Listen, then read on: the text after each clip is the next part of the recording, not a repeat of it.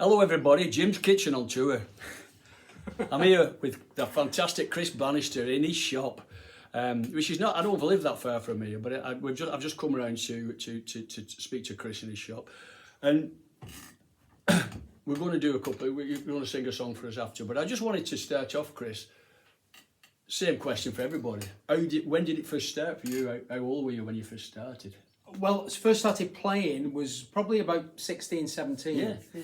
But before that, I don't remember a time, I'm sure all singers are like this, I don't remember a time when I wasn't singing. Because my mum was a singer, so she was a singer in the 60s, right. my dad was a guitar player. Oh, right. So there was always music in the house, you know what I mean? But it was like, you know, in those days it was just the radio, or it was just like a big pile of singles like this, not even in sleeves, you know what I mean? We used to have one of the old, you know, the old dance set record. Like, this is sounding really old. I know, this but is there how was it no internet, was there? No, it's nothing like that. So we used to just, me and my brother would just sit with the record player, just like you imagine, on the floor, and we just play all Everly Brothers and Chuck Berry and Johnny Cash. It was all that kind of stuff, and a lot of the pop stuff from the day, you know. But it, really, for me, it started when I was, like I said, when I was about 16, and I was really getting into, like, funnily enough, I was telling you before, the first band I ever saw live was when I was 15. I saw the Horton Weavers. So that was obviously your Tory, you know. So I went to see them at the Preston Guildhall, and it was what I couldn't believe at the time. See, I've always loved rock music. I was always a rocker, you know what I mean. In the early days, it was 60s stuff and 70s stuff, and then later on, it was AC/DC and Bruce Springsteen, Elton John, all that kind of stuff. So a broad range of never the real heavy stuff. Although I did love Motorhead. I love that. Oh, right, yeah. They were a favourite band of mine. Deep Purple and all that. But when I went seeing the Horton Weavers, what I couldn't believe is just how big it all sounded, you know what I mean, with just these acoustic guitars. So that gave me a love of acoustic music that has never left me, really, you know. And it kind of started there. I did tell Dave this once, and he was like, "Don't talk stupid." No, I was like, "I'm telling you." You know, but yeah, it's funny, isn't it? What got me, when I first started, is when I first heard an LP called The Freewheeling Bob Dylan. Oh yeah. It came out in 1963, and I couldn't. It was a couple of years later when I heard it. Me and Tony listened to it, and I thought it just blew my mind. And as soon as I heard that, because I could play harmonica, I used to play harmonica since I was a little lad. Right. But I thought I'll have to learn how to play guitar, then I could do what Bob does, play them both at the same time, you know. But it's funny how you start off in it. That's a great album. I mean, that stuff, the Dylan stuff, really. Yeah. My favourite album is Another Side of Bob Dylan, the one with Chance of Freedom. I love that one, yeah. You know, and you listen to that now, and it's lost none of its power at all. It still sounds maybe more powerful. Do you know, I was reading about that. He recorded that in one session. He just went believe it. Like a few hours one evening in the recording studio, just did it, and that was it. Yeah. And it's overshadowed, that LP, because of a lot of more famous LPs. But times they are changing and stuff. I mean, I love all them, and I love Blood on the Tracks and some of the later ones, Shot of Love and all that. I love it all. Yeah. But that album for me, I think it's because of Chimes of Freedom. It's a great song. Do you actually do any Dylan songs in your act? I sometimes, I do. I do Times They Are Changing, and you know, occasionally, and I do Chimes of Freedom a lot. You know? Yeah, that's a great song. For those of you who don't know, Chris he's got a fantastic voice and great music. Nah, I'm just saying. Don't build me up too much, Jim, just in case it's early morning, you know. Well, sometimes with Bob Dylan, because I like Bob Dylan's voice actually, but he's not like a classic. He's not like got the classical great voice, has he? No. You know, but he's still got a very distinctive voice. Well, it's a voice that, I mean, that style of singing, you don't hear it anymore, because it's a folk thing where if you were singing in a folk club or a coffee shop, as it was in Greenwich Village back then, your voice had to cut through, you know what I mean? So when if I sing, come gather round people wherever you roam, yet admit that the waters around you have grown. No, I'll sing, that's the way. That's great. But he would sing, come gather round people, you know, he would sing like that, because that cuts through, you know, the background. Yeah. I mean, obviously exaggerated. He was an amazing vocalist. You know, something amazing happened to me recently. My son lives in Manhattan, my eldest lad. Right. And he's got a great job, and he paid for me to go over and stay with him. And he took me around Greenwich Village, and I went and played. And I wasn't booked to play, right. But I went to sung in front of the Cafe War and on 4th Street and Bleakers, all the places where Bob had been in, and that, just listen to that. But when you first got interested in wanting, when did you first learn how to play guitar? Well, there was always guitars around the house. I mean, nothing fancy, but I remember when I was about... I actually have a little podcast myself, like just an audio one. I was talking about this on that, when my dad said to me, I want you to learn to play the... You know how it was, dads in them days. This would have been like when I was 7, maybe, back in Wigan, you know what I mean? And he went, I booked you in to have a guitar lesson at this bloke up the road. And he just gave me this huge Epiphone semi-acoustic, you know, like a 335. Yeah. No, by the way, no case. You know, so I'm just walking up the street with this thing, and he was teaching me just like little melodies on it, and I hated it, you know. And, you didn't take to it. No, and then when I was about 16, 17, I started going to the Guildhall again, but I was going seeing rock bands then, you know, so I was going seeing Hawkwind and, like I say, Motorhead and all those kind of UFO, and I loved it. I love rock music. It was like a passion for me, you know what I mean? And I'd be the one right at the front, you know, with the Marshall stat. You couldn't hear anything really, because all you could hear back then was the Marshall stat right in your face, you know. And it was that really made me pick up the guitar and start trying to learn to play it, you know. So. And so, were you writing anything back then, or? I remember writing from a very, very early age. From sort of as soon as I could play a few chords, you know. So as soon as I could do like that. That's where I'm up to now. That. Well, I had no idea that there was a theory behind that. Right. You know what I mean? I didn't realise that was your 1 chord, and that's your 4, and that's your 5, and that's your minor. I just thought, wow, this when you go from that to that. Or from that to that sounds really good, you know what I mean? So it sort of came from that, really. Yeah. You know, just kind of like... So I don't really... I mean, I'm not hugely prolific, but I've never had a record deal. I've always had, you know... I've had small little publishing kind of like, you know, like distribution type stuff.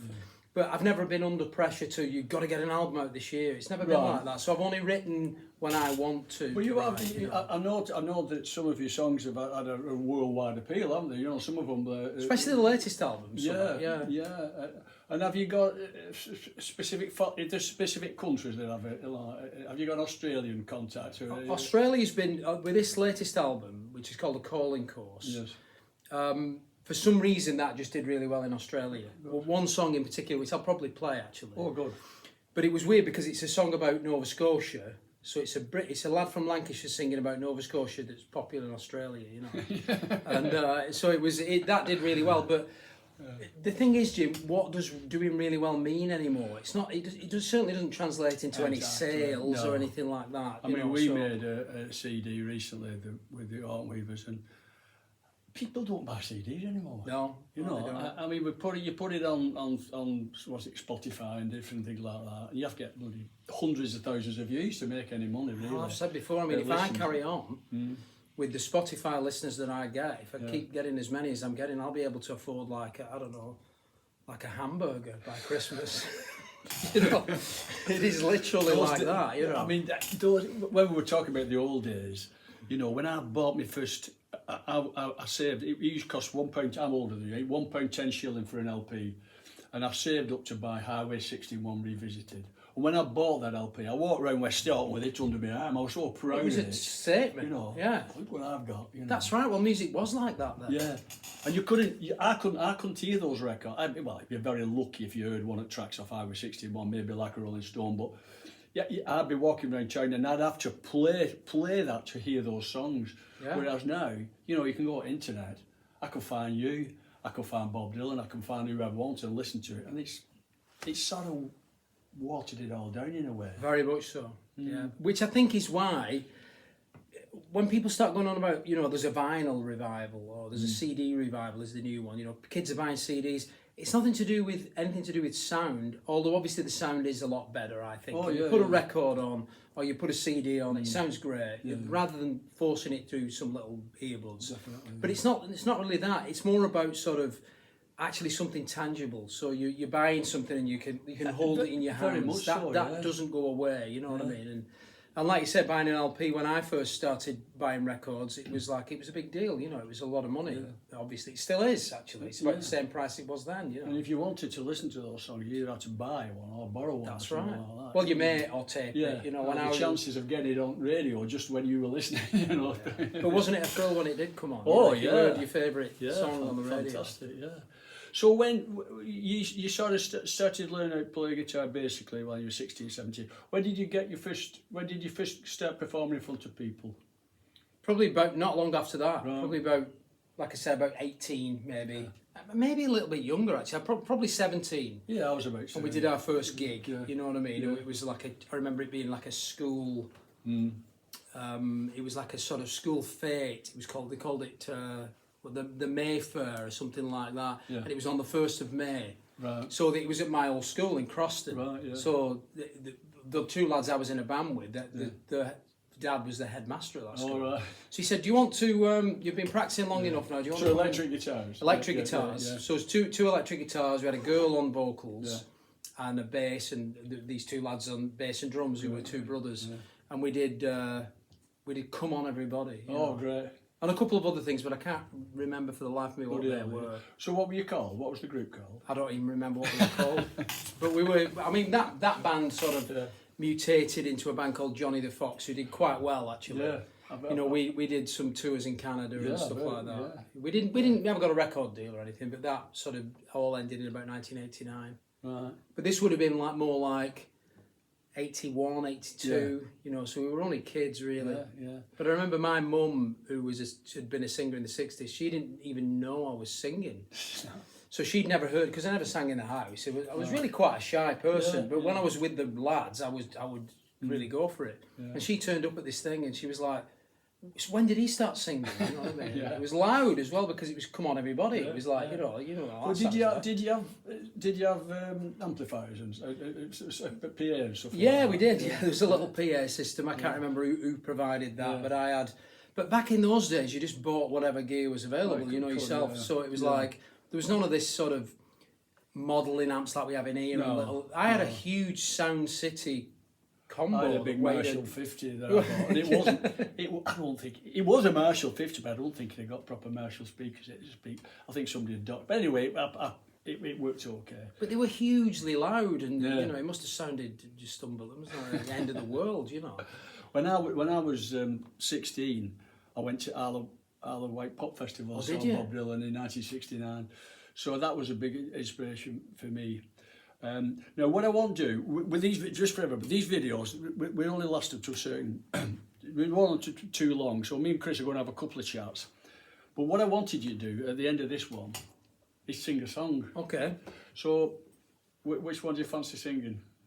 I put him on the spot. I'll do the one that was a kind of minor radio hit in Australia. Oh yeah. The new album, if that's all right. Yeah, that would be great. Do you want me? Shall I just move over a bit? Yeah. So it's.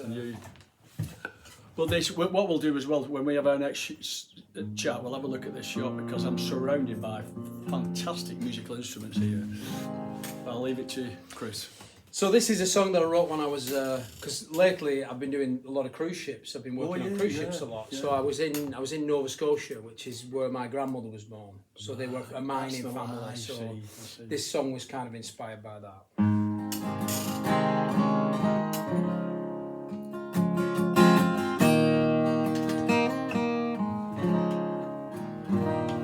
I was born on this island, and so is my father. We spend our lives underground. He's just 43, but they call him old man in this town. Yeah, but that won't be me, 'cause you make me shine. Gonna get free. It's just a matter of time. Meet me down by the lighthouse tonight. We'll take that boat and row out on the bay. We'll tell our dreams to the sky. Cape Breton wind's gonna blow us away.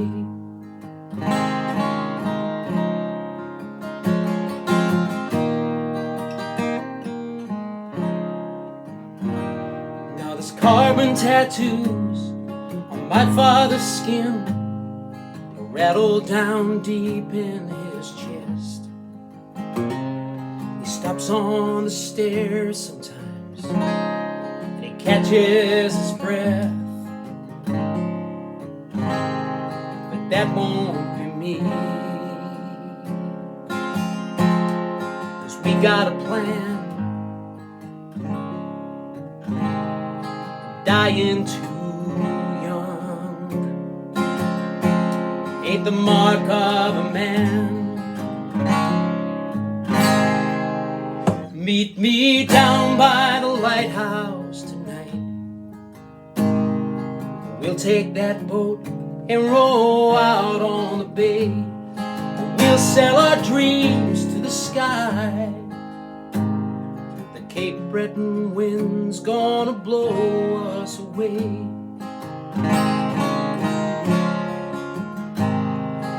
I got a few dollars saved.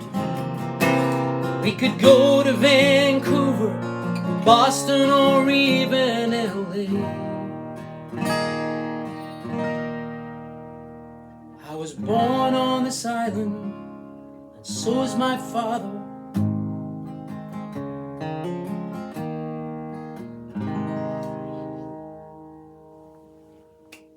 Wow, how beautiful was that? Thanks very much, Chris. That was superb. I loved it. Pleasure. The lyrics and the tune and his amazing voice.